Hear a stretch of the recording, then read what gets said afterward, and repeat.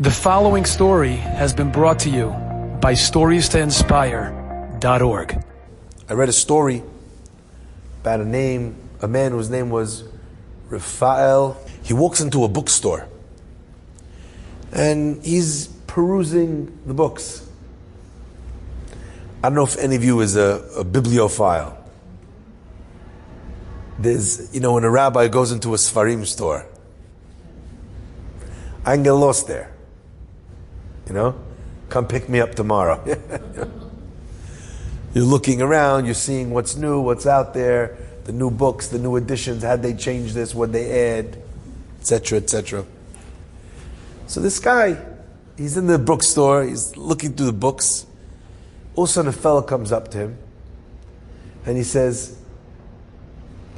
"Are you going to buy that book that you're paging through?" Man says, yes, I'm going to buy it. He goes, "Would you mind, can I have it for a minute?" He says, "Sure, but I'm going to buy it. You can't." He says, "Okay, no problem." Takes the book, holds it, flips through a couple pages. He's not looking at it. He's feeling the book. He hands it back to him. This man, Raphael, is a little bit weirded out. What's going on? He says, "Please, would you do me the honor? Would you allow me to buy this book for you?" He's feeling very uncomfortable. Who's this guy? What is he doing? Why is he asking for the book? He's like, feeling the book. He's then telling me once. He says, "Thank you very much." He goes, I don't need someone to buy me the book. I can afford. I can buy it for myself.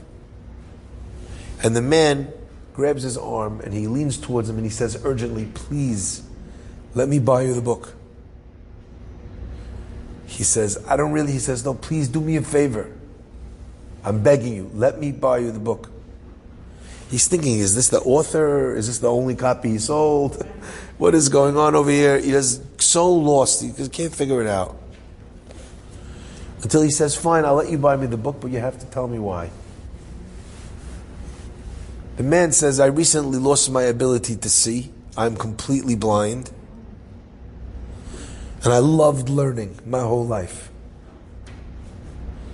So I keep coming back to the bookstore, which I used to frequent when I was someone who could learn, someone who could see. And if ever I hear someone in the bookstore and I hear them flipping through the pages, I'm so jealous of the book that they have in their hand, of the sefer that they're going to learn. And I'm desperate for a piece of the learning of Torah that I can no longer access. So I feel the book, I hold it, I turn some of the pages,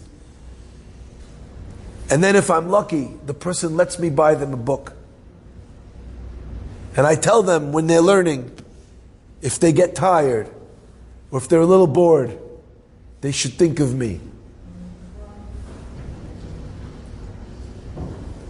He never forgot that man.